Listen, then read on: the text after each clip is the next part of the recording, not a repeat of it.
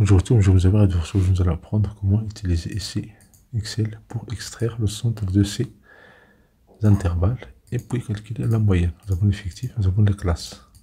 Ça peut être par exemple les classes des salaires, peut être par exemple les classes des marchandises et n'importe quelle classe ici, quel intervalle. Donc, première des choses, on va titre 1, on va utiliser Alt GR 5. Et voilà, nous avons généré ce symbole-là.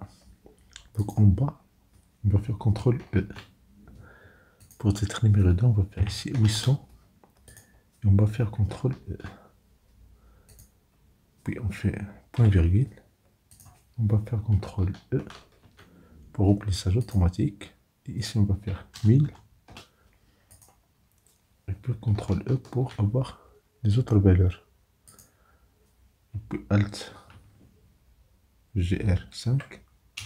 Ça nous donne crochet ouvert, CTRL E. Et maintenant le centre. Pour avoir centre, on va faire l'indice.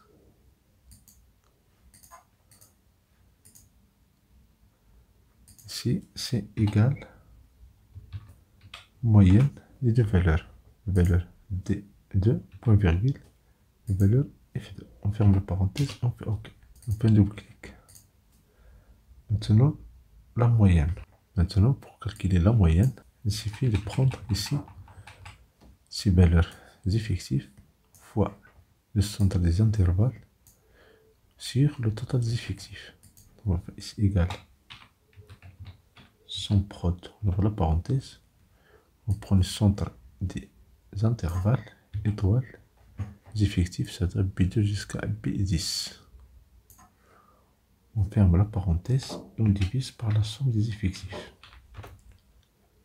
Ça veut dire B2 jusqu'à B10. On ferme la parenthèse, on valide. Et voilà la moyenne. Attention, il n'y a pas de formule ici. Ça veut dire si au lieu de 800, vous avez 400, ce n'est pas dynamique ici. Donc on va faire ici. Donc on va changer, on va faire ici 400. Mais si vous avez vos données statiques sont changées, vous pouvez utiliser cette méthode-là, remplissage automatique, avec CTRL E, qui permet de gagner du temps. Pour utiliser ça avec des formules, c'est très simple. On va faire ici, on va substituer. On prend, mais on va commencer par le cellule qui contient ce texte-là. Cellule BN2. Le symbole Alt GR5, un crochet ouvert. On va le remplacer par rien. On ferme la parenthèse et on fait OK. Donc on a ce qu'on a fait ici, on a enlevé les crochets. Maintenant on va chercher où se trouve le point virgule. On cherche point virgule dans la cellule, ça veut dire le nombre de caractères ici. On va trouver point virgule entre guillemets, point virgule dans la cellule O2. Si je fais OK, voilà, c'est dans la quatrième. Si je copie comme ça, nous avons le résultat. Mais supposons qu'on a enlevé cette colonne. Il y a un problème, donc CTRL Z. Donc ici, on va faire double clic, on va prendre cette formule, CTRL C. Et dans la cellule, ici, au lieu d'avoir E2, je vais faire CTRL V. On ferme la parenthèse, on fait un double clic. Maintenant, je peux enlever la colonne O sans problème. Donc CTRL Z. Maintenant, on va prendre la partie gauche. Ça veut dire ici, on va faire gauche.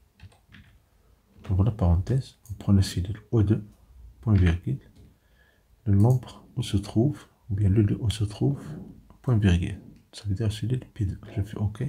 Donc vous avez ici, point virgule, on va faire double clic, on va faire ici moins 1.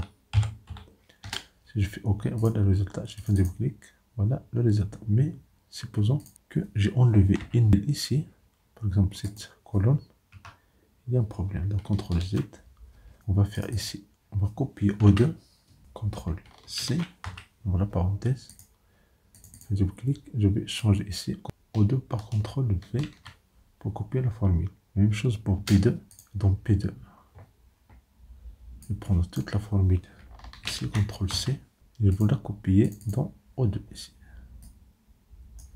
Et donc Q2, CTRL V, et je ferme la parenthèse. Maintenant, je peux enlever ces deux colonnes, je peux les effacer et avoir le résultat. Je CTRL Z, On fait la même chose pour le reste. Donc ici, on va faire égal, droite.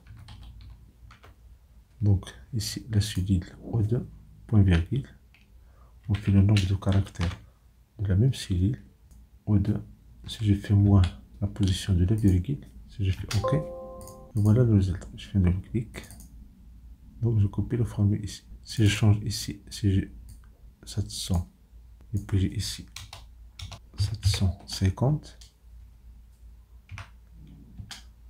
c'est OK. Donc je fais CTRL Z. Et la même chose ici, je vais copier la formule de O2.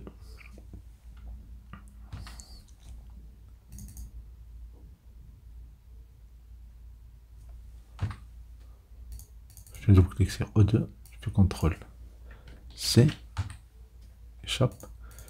Ici, dans O2, je vais la changer par CTRL V.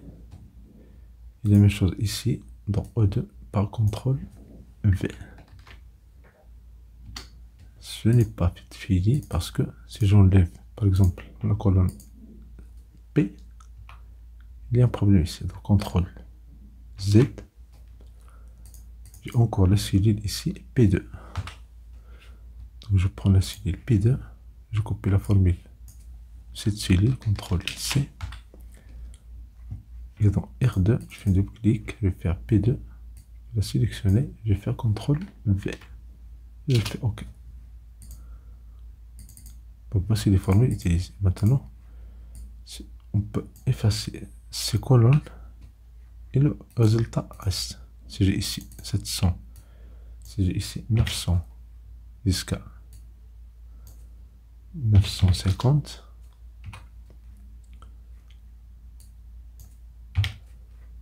si je fais OK, voilà le résultat. Donc je fais CTRL Z, je peux garder ces formules-là et je vais utiliser ici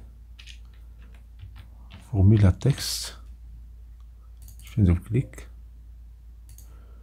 je prends la cellule O2, je fais OK. Donc voici la formule utilisée dans O2.